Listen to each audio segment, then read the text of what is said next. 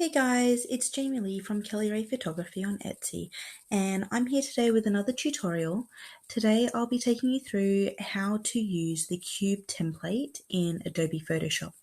So these are some of the things that you can do with them. So this is one of the backgrounds that I've done, and this is another one.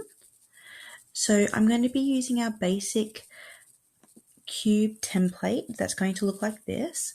And so when you purchase one of these cube templates from Etsy, you'll have this video link as well as the cube template in Adobe Photoshop. And depending on which background you've chosen, there might be some little bits and pieces that you can add to them or whatnot, but I'm going to jump straight in and take you through this.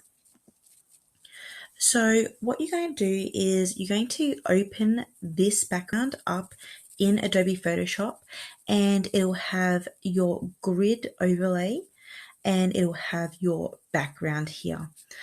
And what we're going to do is we're going to open up a new tab and we're going to have our photos in it. So this is going to be working with an actual cube, so a physical cube that you've either purchased or bought yourself, and you've taken photos of your subject, your family, your child, somebody else's child, animals, anything really that you would like to put in your cube. And I'm going to show you how you can use these photos with the cube overlay and how they're going to end up similar to this. Alrighty, so what we're going to do is I've got 5 different photos here, and we're going to do a mock-up of one of our templates.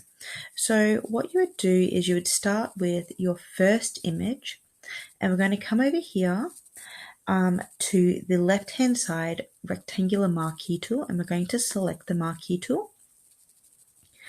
And what we're going to do is we're going to select our cube. Okay. And then we're going to go up to our move tool. Again, on the left hand side, our move tool. And we're going to click down on it. And we're going to drag it up to our layered PSD file. And we're going to just drop it in there. Once it appears, we'll be able to, sorry, my computer's going a little bit slow at the moment. Once we've been able to drop it in there, we can actually move that one around. So what you want to make sure is that the image that you've dragged over is actually underneath the grid lines. And you can move that one around. And if you want to transform the size of it, you're going to hold down Control T, and then you'll be able to drag it to size. So I'm going to drag this one out, and we're going to line it up. We're going to try, and I don't know if you can see here, we're going to try and line up the corners so it gives the illusion that it's actually in the cube space. Once you're happy with that, go ahead and press OK. And then we're going to repeat that. So we're going to go back to where our original files are. Okay, so I've already used this one, so I'm going to unselect that. So then this one will move down to the next image. So what I want to do then is come across to the left-hand side again, the rectangular marquee tool. And I'm going select the cube. And using the move tool, I'm going to click and drag it up. Oh, see what I've done there? I haven't clicked over to the next layer. I'm so sorry.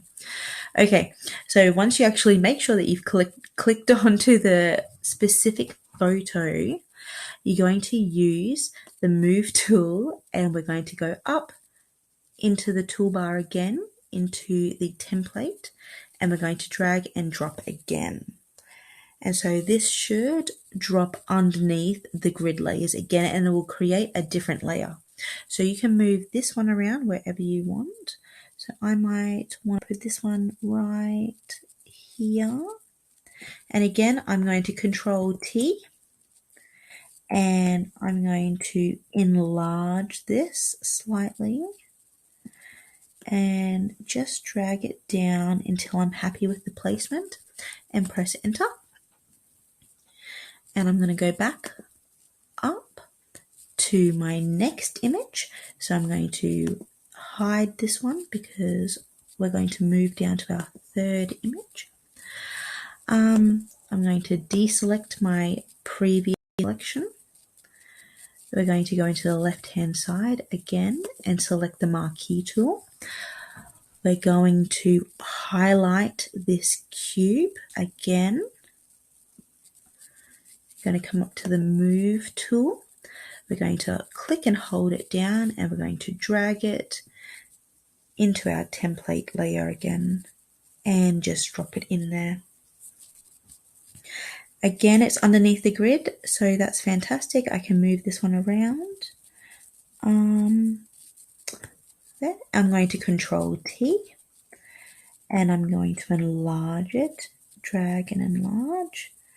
Again, making sure that my cube lines line up with the corners of this overlay.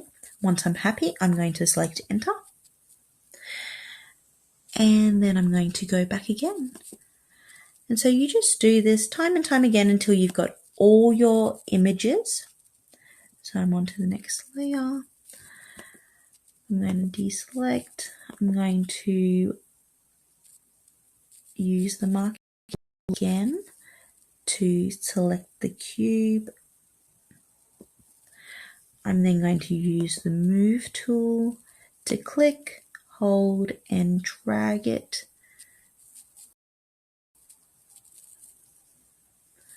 and drop it once more. So I don't want the two Christmas trees next to each other, but I might have them over here. That's pretty cute, I think. Okay, and I'm going to Control T and once more I'm going to drag it out. Okay. It's a little bit repetitive, but you kind of can see how it's getting the gist there. So we're going to go up again. We're going to grab another one.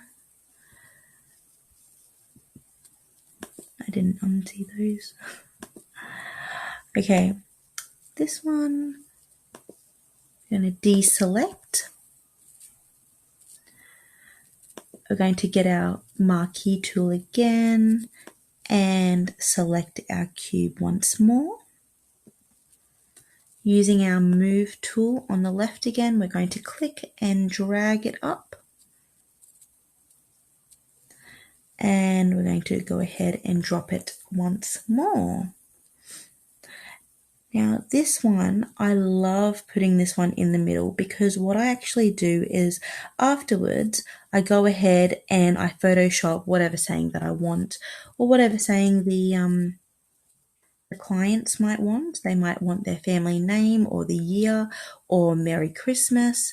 Having a blank sign like this actually is very, very useful because you don't actually have to commit to any words on there. If you're pretty good at Photoshop, even using basic knowledge of Photoshop, you can actually use the text tool here on your left and write whatever you want on there, which is fantastic. But yeah, once you have finished filling out your 9 different squares, it really does give the illusion that it's quite a large cube. I think they look fantastic personally. And once you are happy with that, you're going to go up to File and you can save it. And when you save it like this, it'll save as a PSD. So then you can come back and you can move around any squares that you need to. If you want to flatten the file ready for your clients, you go into Layer up in the top and you go all the way down and you can flatten image. And so what this is going to do, it's going to combine all of your layers, but once you do this, you won't be able to edit it or move it. So I definitely recommend saving it as a PSD first, so you can always come back and change it, and then saving it as a flattened file secondly. And that's what you'll be giving to your clients or your family members, or printing it out as a JPEG, whatever you really want to do after that. Once it's flattened, you can save it as a JPEG, you can email it, put it on your socials, anything that you want. Anyway, I hope that this has helped, and that's all for me. Thank you so much, and I'm going to stop it there. Thank you, bye.